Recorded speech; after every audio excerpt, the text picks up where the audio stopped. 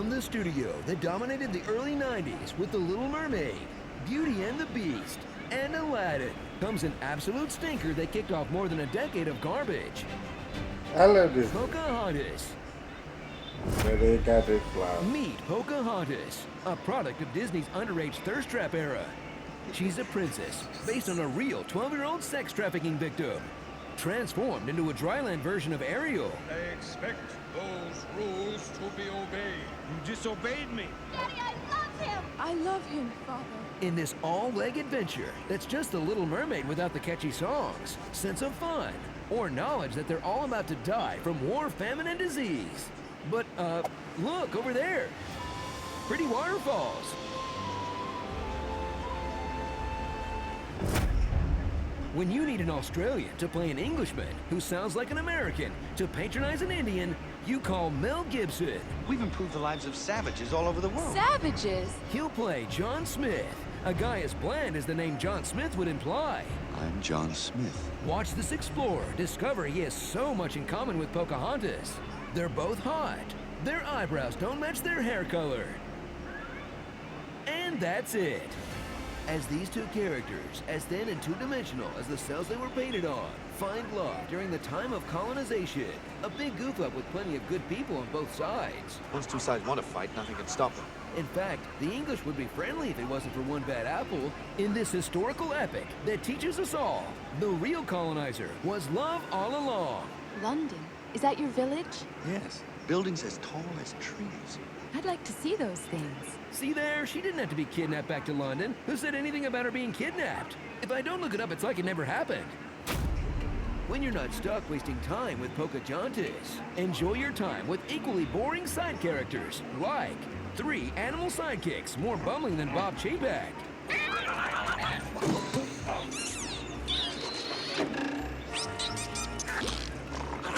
A talking tree that's a little too thorned up for comfort. I want to see him again. I want to see him again.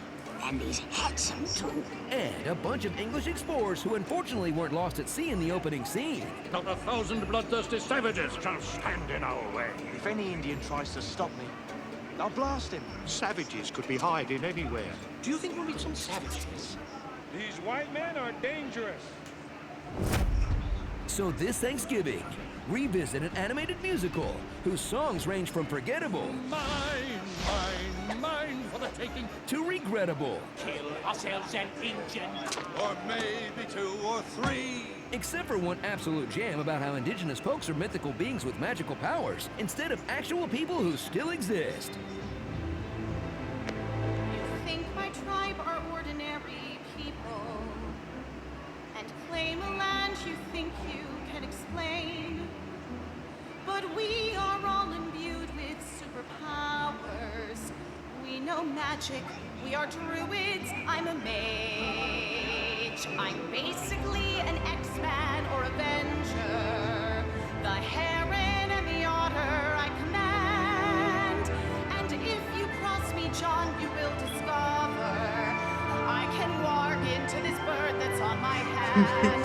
And they'll never hear your voice cry, will the end come soon? When I dish out the payback for your skins, I could blow you from this Lion King-ass mountain.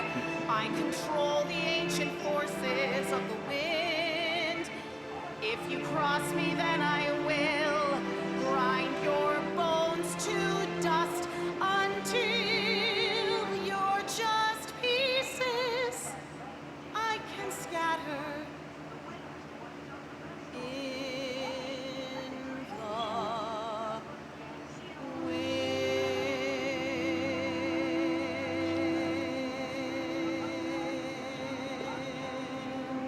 Damn, Pocahontas, you violent. Starring The Maze Runner, Porta John, 90 Day Financier, Trash Bandicoot, Colonial American Psycho, Mr. Smee?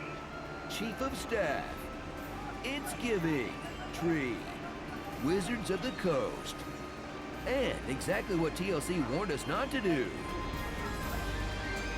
Love at First White.